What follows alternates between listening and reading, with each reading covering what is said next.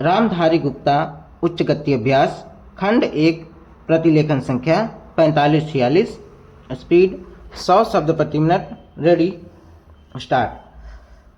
सभापति महोदय, हमारे देश में गृह मंत्रालय और गृह मंत्री का कितना महत्व है, इसका अनुमान इसी से लगाया जा सकता है कि स्वतंत्र भारत में गृह मंत्रालय का भार सरदार पटेल ने स्वयं अपने कंधों पर लिया। सरदार पटेल का साहस, उनका उत्साह और उनकी बुद्धि तीनों ही हमारे गृह मंत्रालय के लिए आदर्श का काम कर सकती हैं, परंतु दुर्भाग्य से सरदार के पश्चात इन तीनों बातों में कुछ कमी आती हुई दिखाई देती है। उदाहरण के लिए एक ही बात मैं कहना चाहता हूँ। 1962 में जब हमारे देश पर चीन का हमला हुआ तो 14 नवंबर 1962 को हम सब ने इसी सदन में खड़े होकर एक प्रस्ताव पास किया था, जिसके शब्द थे, भारत की भूमि जब तक हम शत्रु से स्वतंत्र नहीं करा लेते तब तक हमारा यह संघर्ष बराबर जारी रहेगा, भले ही वह कितना ही लंबा क्यों न हो। लेकिन कुछ दिन बाद आगे चलकर हमने राष्ट्रीय एकता सप्ताह या दिवस मनाना शुरू किया, तो हमने उस प्रतिज्ञा को कुछ दूसरे शब्दों में बदल दिया। उस प्रतिज्ञा के शब्द थे, मैं अपने देशवासियों के संकल्प को दोहराता हूँ कि मैं अपने देश की स्वतंत्रता तथा एकता की रक्षा करूँगा, चाहे इसके लिए कितना ही कड़ा और लंबा संघर्ष क्यों न करना पड़े। मैं राष्ट्रीय एकता तथा बल के लिए तन मन से काम करने की शपथ लेता हूँ। लेकिन इस बार राष्ट्रीय एकता सप्ताह के सिलसिले में एक छोटा सा प्रकाशन भारत सरकार की ओर से प्रकाशित हुआ है।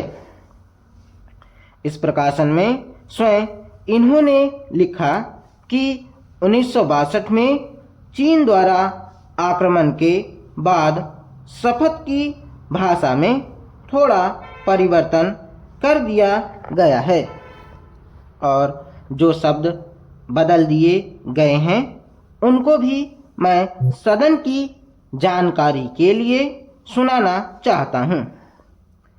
मैं प्रतिज्ञा करता हूँ कि मैं कभी हिंसा का प्रयोग नहीं करूँगा और मेरा विश्वास है कि धर्म, भाषा, प्रांत संबंधी तथा अन्य सभी राजनीतिक और आर्थिक विवादों का शांतिपूर्वक और संवैधानिक तरीकों द्वारा हल किया जाना चाहिए। अब मैं आपके माध्यम से जानना चाहता हूं कि 1962 में संसद ने जो निर्णय किया था, क्या भारत सरकार अपने उस निर्णय से हट रही है? अगर सरकार अपने निर्णय से हट रही है तो यह जो सरकारी प्रकाशन आया है, जिसके द्वारा 1962 की शपथ में परिवर्तन किया गया है, इसका आधार क्या है? सभापति महोदय, हम यह समझें कि किसी तरह का चीन का दबाव इस सरकार पर पड़ रहा है, जिसने सरकार के सोचने के ढंग में परिवर्तन कर दिया है। मैं गृह मंत्री से विशेष रूप से यह कहना चाहता हूँ कि सरदार पटेल जिस जगह पर बैठे थे, आज आप उसी जगह पर बैठे हुए हैं और राष्ट्र की आंतरिक सुरक्षा का भार आपके कंधों पर है। इस प्रकार के प्रकाशन सरकार की दुर्बलता के सूचक हैं। दूसरी बात, मैं सांप्रदायिक दंगों के संबंध में कहना चाहता हूँ। इन सांप्रदायिक दंगों से निश्चय ही हमारे देश की जो आंतरिक स्थिति है वह बिगड़ती जा रही है। दुनिया के दूसरे देशों में हमारा देश बदनाम हो रहा है। सबसे पहले मैं गृह मंत्री महोदय से कहना चाहता हूं कि अब जितने सांप्रदायिक दंगे हमारे देश में स्वतंत्रता के बाद हुए, गृह मंत्रालय इस बात की जानकारी ले कि इनका प्रारंभ कहां से होता है और कौन उनको प्रारंभ करता है। अगर इस देश का बहुमत उनको प्रारंभ करता है तब तो मेरा कहना यह है कि बड़ी कड़ाई के साथ उन पर काबू किया जाना चाहिए। लेकिन अगर दूसरे लोगों की तरफ से प्रारंभ होता है तो मैं समझता हूं कि उनके अंदर इतनी हिम्मत नहीं है।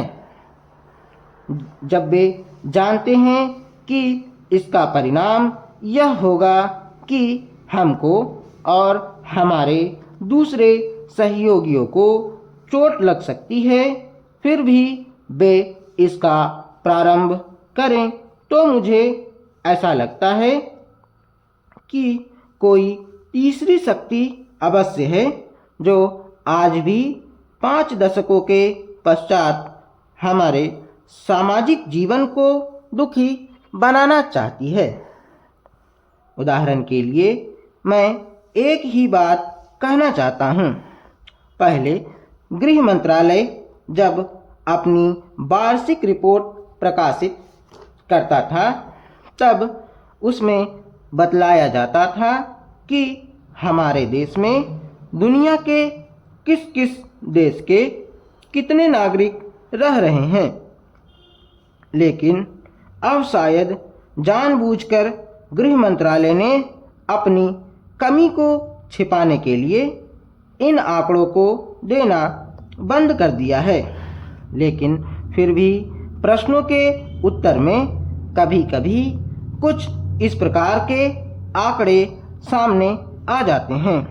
अभी हाल में जब यहाँ पूछा गया कि हमारे देश में पाकिस्तान के कितने नागरिक ऐसे हैं जो पासपोर्ट लेकर रह रहे हैं, तब उत्तर में सरकार ने बतलाया कि इस समय पासपोर्ट के आधार पर भारत में रह रहे पाकिस्तानी नागरिकों की संख्या लगभग 217,000 है।